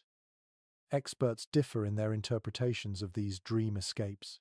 Some argue they were mere byproducts of fatigue and hunger, while others insist they were deeply tied to culture, reinforcing ideals of hearth, kinship, and courage. The lack of consensus hardly matters when you watch the men before you. Their bodies twitch, their lips murmur, their faces glow for moments, all proof that dreams offered them a sanctuary the sea could not. A sailor beside you groans softly, then sighs in relief, as though something pleasant unfolded behind his eyelids. Another stirs, mutters a woman's name, then drifts deeper into sleep. Their breathing evens, their limbs loosen, and for the first time in nights, their rest looks almost peaceful. The ship still rocks, the planks still drip with moisture, but in their dreams the world has shifted. One rather odd piece of folklore claims sailors sometimes shared dreams, describing similar visions after waking. Perhaps it was coincidence, perhaps the effect of shared environment, the same noises, the same smells, shaping imagination in parallel. You picture men laughing softly at dawn, realizing they all dreamed of bread baking or children's laughter, and for a moment feeling less alone. The sensations of their sleep are palpable even to you. You feel warmth where there is none, the illusion of soft earth beneath you instead of wet planks, the faint taste of something sweet on your tongue. It is fragile and fleeting, but in that moment it feels more real than the cold gnawing at your toes. Dreams do not change the sea, but they change the sleeper, however briefly. Of course, not every vision is kind. You notice a sailor jerk suddenly, his face contorted in fear. He mutters incoherently, perhaps reliving a raid gone wrong, or seeing the sea rise to swallow him whole. Nightmares, too, are part of the bargain. Yet even then, when he wakes shivering, gasping, he has at least rested a little, if only in fragments. The paradox strikes you. In a place where rest is scarce, even bad dreams are preferable to none. At least they prove the body slipped into true sleep for a moment. At least they show the mind was able to escape reality, however twisted the vision. You close your eyes with them now, and for a fleeting instant you too feel warmth on your face. Smell bread baking, hear laughter. The sea cannot offer such things, but the mind can. And that is how Viking sailors endured, by treasuring the fleeting comfort of dreams as though they were gold. The brief comfort of dreams lingers as dawn stretches wider, but not all sailors rest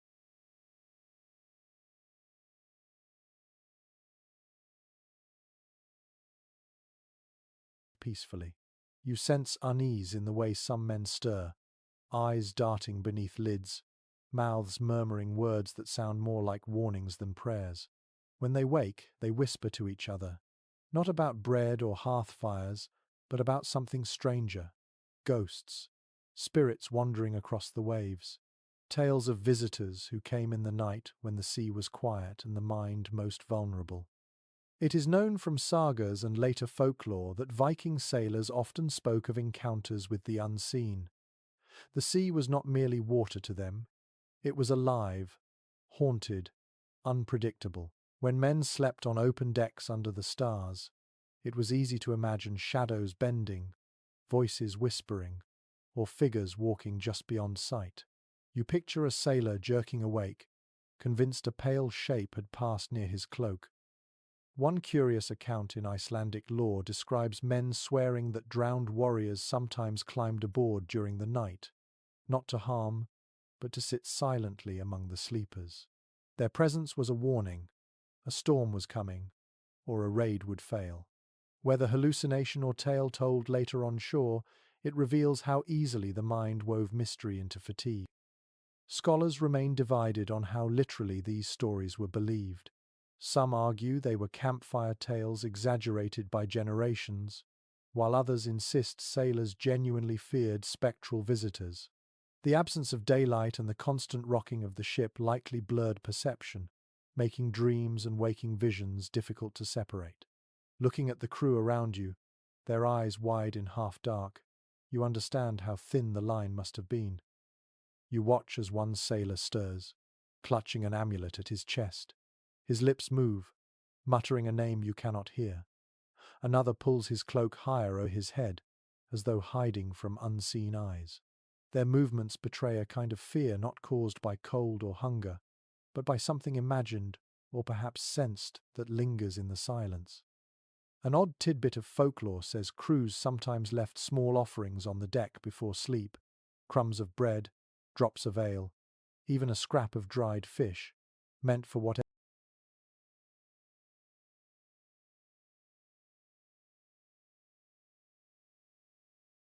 spirits prowled nearby. The gesture was part superstition, part bargaining.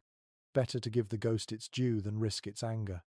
You picture men fumbling with their rations in the dark, whispering as they set them down, then lying back with hearts a little calmer.